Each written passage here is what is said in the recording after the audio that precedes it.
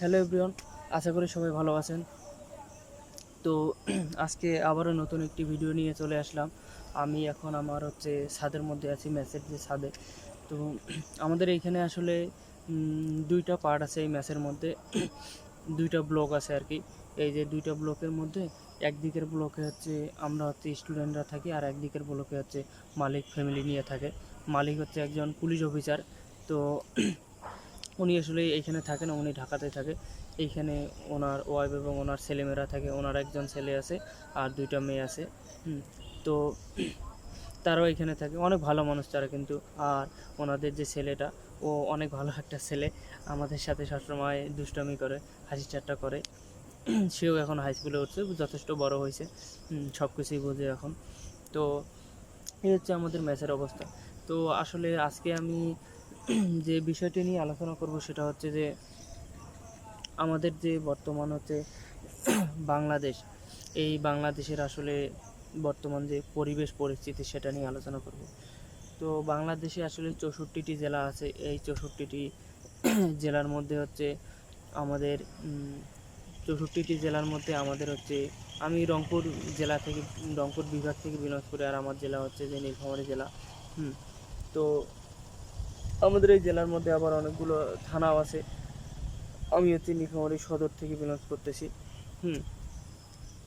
তো আসলে আমাদের বর্তমান সমাজ বা সোসাইটি বা যেটাই বলুন না কেন, এই বিষয়টা আসলে আমাদের অনেক ভাবায় যে আসলে এই সমাজটা যেভাবে চলে, সেভাবে আসলে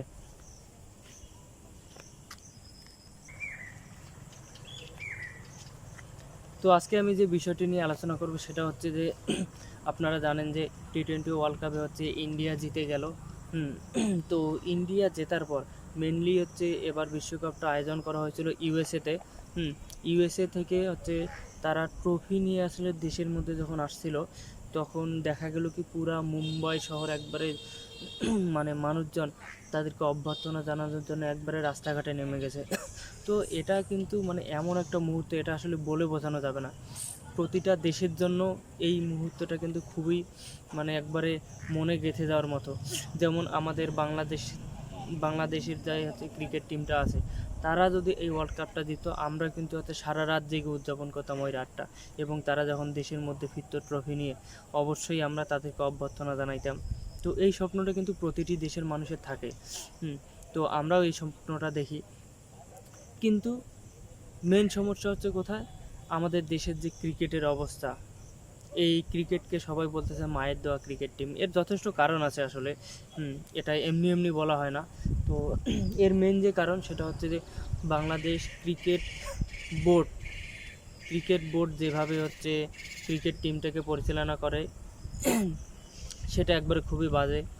আবার ক্রিকেট টিমে যে প্লেয়ারগুলো আছে, এদের আচরণও যথেষ্ট খারাপ। কিভাবে খারাপ? এরা মানে দেশের যে ক্রিকেট, এটা তারা দেশকে রিপ্রেজেন্ট করে। তো দেশকে রিপ্রেজেন্ট করতে গিয়ে তারা নিজেদের মধ্যে দ্বন্দ্বে জড়ায়। তারা টিমের কথা চিন্তা করে না, দেশের কথা চিন্তা করে না, যে আমাদের জয় আনতে হবে। আমাদের দেশের মানুষজন কত অপেক্ষা করে বসে আছে, এরা এইটা কিন্তু চিন্তা করে না। এদের সবসময় চিন্তাভাবনা থাকে নিজেদেরকে নিয়ে। একজন আরেকজনের সাথে দ্বন্দ্বে জড়াইতেছে। আজকে ভালো প্লেয়ারেরা মানে টিমের মধ্যে সুযোগ পাইতেছে না, কিন্তু যারা একের পর এক ফ্লপ করতেছে, ভালোভাবে খেলতে পারতেছে না, তারাই ভালো মানে সুযোগ পাচ্ছে টিমের মধ্যে। তো এই যে বিষয়গুলো, এগুলো কিন্তু অন্যান্য টিমের ক্ষেত্রে হয় না। আপনি যদি ইন্ডিয়ার ক্ষেত্রে দেখবেন, তাহলে তাদের এত এত প্লেয়ার, তাদের কিন্তু অনেক প্লেয়ার, প্রতি আইপিএল থেকে তারা প্লেয়ার বার করে। কিন্তু তবুও দেখা যায় যে যারা পারফর্ম থাকে না, যাদের পারফরমেন্স খুবই বাজে হয়, তাহলে তাদেরকে যেভাবে হোক বসায় রাখবে ওরা, সে যত বড় প্লেয়ারই হোক না কেন। কিন্তু আমাদের দেশে দেখা যায় যে তার পারফর্ম থাকুক আর না থাকুক, তাকে খেলাইতেছে। তো এই বিষয়। তো কয়েকদিন আগে আপনারা দেখলেন যে আমাদের বিশ্বকাপের মধ্যে তাসকিন একটি ম্যাচ খেলেনি, সে নাকি ঘুমায় গেছিলো। আচ্ছা, সে যদি ঘুমায় যায়, তার সাথে তো আরও অনেক প্লেয়ার ছিল, এমনটা না যে সে অন্য শহরে গিয়ে ঘুমাইছে, তার সাথে আশেপাশে কেউ ছিল না, তারা একই অ্যাপার্টমেন্টে ঘুমাইছে। তাহলে তাকে কি ডাকানো যাইতো না? সে যে ঘুমাইছে, দেশের একটা খেলা, ইন্টারন্যাশনাল ওয়ার্ল্ড কাপ, এটি টি-20 ওয়ার্ল্ড কাপ, তো এই জায়গায় সে ঘুমাইছে, তাকে তো ডেকে তুলে নিয়ে যাওয়া উচিত। এটা কি মানে যে অন্যান্য প্লেয়াররা আছে তাদের দায়িত্বের মধ্যে পড়ে না? অবশ্যই তাদের দায়িত্বের মধ্যে পড়ে, কিন্তু তারা আসলে এইসব নিয়ে চিন্তাই করে না। মেনলি হয়তো বা তাদের তাসকিনকে নিয়ে হচ্ছে সাকিবের সাথে কোনো দ্বন্দ্ব হয়েছে বা অন্য কোনো প্লেয়ারের সাথে দ্বন্দ্ব হয়েছে। আমাদের বর্তমান হচ্ছে ক্যাপ্টেন হচ্ছে শান্ত, তার সাথেও দ্বন্দ্ব হইতে পারে। তো যার কারণে হয়তো বা এইরকম একটা কাহিনী তারা হয়তো বা বানাইছে, বা সত্যিও হতে পারে। যাই হোক, এটা তারাই জানে। তো আসলে মেন বিষয়টা কি? মেন বিষয়টা হচ্ছে দেশকে রিপ্রেজেন্ট করতে গেছে, দেশের খেলা এটি, দেশের মানুষ তাদের অপেক্ষায় আছে। এখন তারা ওইদিকে ঘুমাই গেছে, বা ঘুমাই গেছে, কেউ ডাকে না। একটা মানুষ ঘুমাইতে পারে স্বাভাবিক, তাকে তো ডাকা উচিত। আরও বাকি হচ্ছে অনেকগুলো প্লেয়ার আছে, টিম ম্যানেজমেন্ট পুরাই আছে ওইখানে। তো তারা কি করছে? তাদের তো উচিত ছিল এটি। তো আসলে তাদেরকে নিয়ে কথা বলতে গেলে আসলে অনেক কথাই বের হয়। আপনারা জানেন যে এর আগে যে ওয়ানডে ওয়ার্ল্ড কাপটা হইলো, সেখানে হচ্ছে মাহমুদুল্লাহকে নেওয়া হয়নি। মাহমুদুল্লাহ পারফরমেন্স তখন ভালো ছিল, তখন নেওয়া হয় নাই। মাহমুদুল্লাহকে বাদ দিয়ে যাদের পারফরমেন্স খারাপ ছিল তাদেরকে নেওয়া হয়েছে। তো আসলে এই টিম নিয়ে আমরা আসলে কি প্রত্যাশা করব? আমাদের প্রত্যাশার আসলে তেমন কোনো কিছুই আসলে এখন আর নাই।